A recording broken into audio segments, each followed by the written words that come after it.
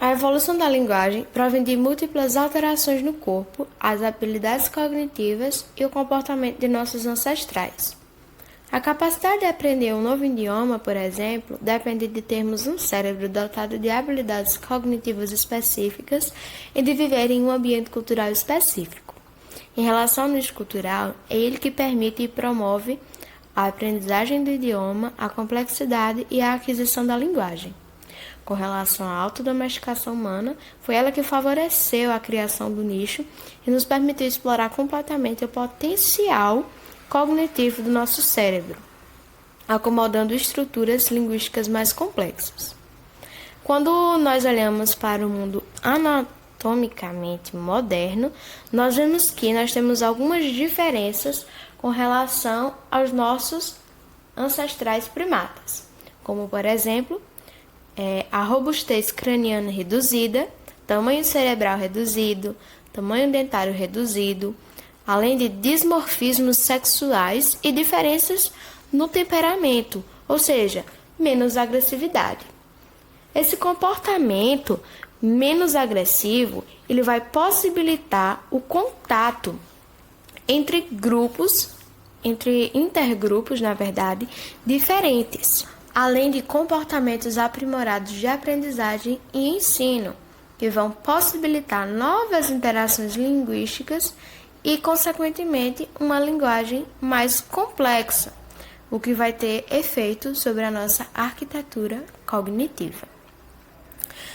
Algumas condições cognitivas que envolvem problemas de socialização e linguagem, como, por exemplo, a esquizofrenia ou o autismo, elas podem ter relação direta com a doença cognitiva, autodomesticação e linguagem. Como um exemplo de doença relacionada à linguagem, temos a síndrome Williams, que tem como características os seus indivíduos como sendo hipersociais, ou seja, eles não são cautelosos com estranhos e são extremamente amigáveis. Eles têm uma cognição espacial prejudicada, habilidades musicais e vale salientar que foi identificada a região nessa síndrome que pode estar relacionada à evolução dos primatas e desempenhado um papel importante na evolução da cognição humana.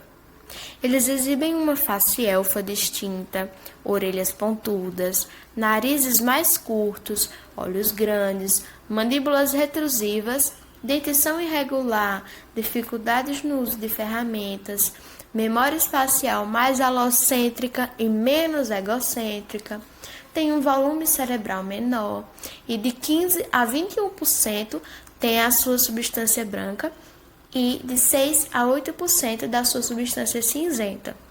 Ou seja, podemos perceber que tem esse volume cerebral bem reduzido. Além de terem um tálamo desproporcionalmente reduzido também, maturidade sexual acelerada, envelhecimento precoce dos cabelos, atenção aprimorada do olhar, comportamento atencioso aumentado e transtornos de ansiedade e problemas de atenção. Tálamo. O tálamo é uma estrutura localizada no diencéfalo que, resumidamente, possui papel importante nas funções de controle motor, sensorial, comportamental e cognitivo. Na linguagem, intervém fundamentalmente o pulvinar e os grupos nucleares lateral e anterior.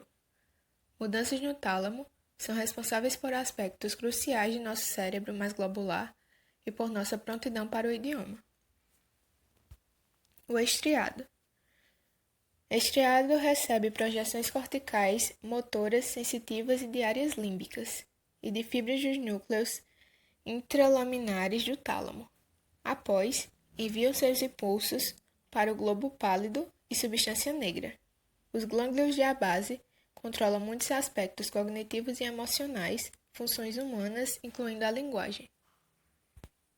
Córtex é o centro de atendimento da razão, responsável pela memória, percepção e linguagem.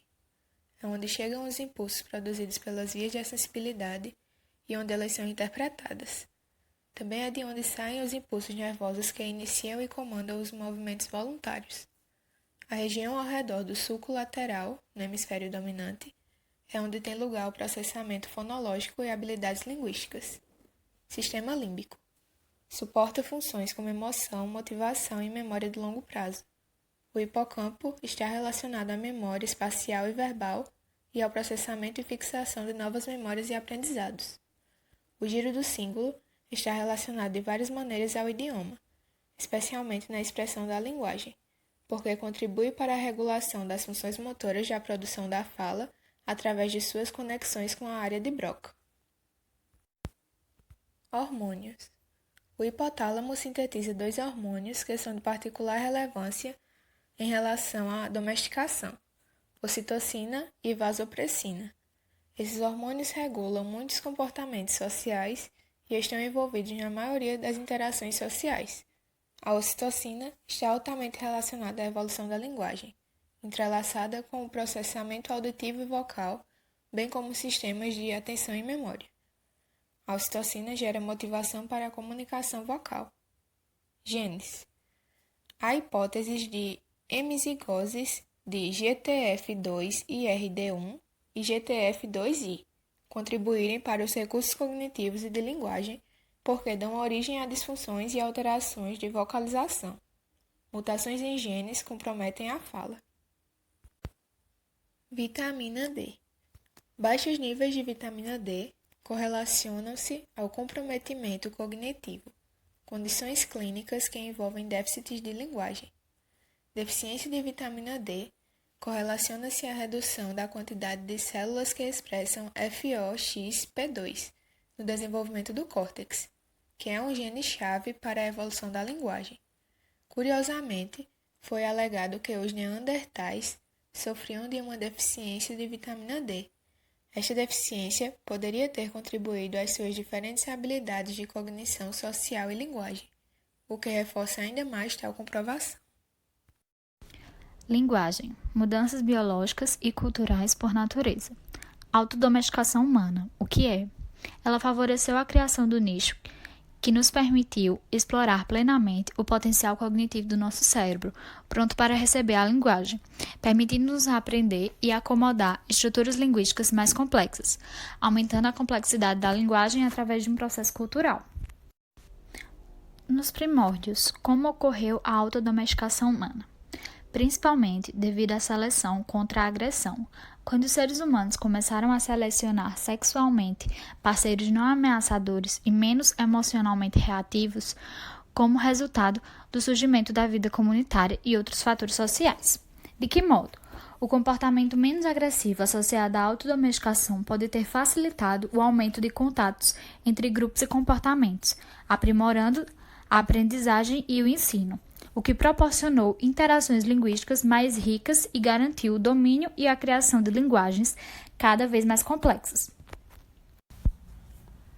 Domesticação e evolução da linguagem. Nosso modo de cognição é resultado principalmente de mudanças biológicas, tendo um impacto em nossas práticas culturais. Por outro lado, as mudanças culturais elas podem afetar nossa arquitetura cognitiva por meio da criação de dispositivos, através de modificações sutis nos mecanismos de aprendizagem e aquisição de dados, como, por exemplo, foco atencional e recursos de memória. Os distúrbios são uma resposta adaptativa a alterações genéticas específicas, que aparentemente afetam todo o cérebro, porém, nem todo traço físico e cognitivo humano pode ser vinculado à nossa autodomesticação, ou ser interpretado como resposta adaptativa às condições que desencadearam a nossa autodomesticação, porque outros fatores também moldaram nossa história evolutiva. Crianças com síndrome Williams mostram problemas em suas brincadeiras funcionais, criatividade e imaginação. Por outro lado, exibem habilidade para responder corretamente à atenção conjunta ou compartilhada envolvendo prazer e solicitações. Já crianças com autismo apresentam capacidade reduzida de responder à atenção conjunta com deficiências de atenção articular, relacionadas ao comprometimento da linguagem. Mas também, por outro lado, apresentam níveis de simulação que se correlacionam com as habilidades de linguagem. O comportamento aprimorado da brincadeira contribui para a complexidade da linguagem. O jogo, por exemplo, principalmente o fingido e simbólico, e a linguagem têm raízes em habilidades cognitivas e sociais semelhantes. A brincadeira também ajuda a criança, em desenvolvimento, a ganhar exposição à linguagem e à prática da linguagem.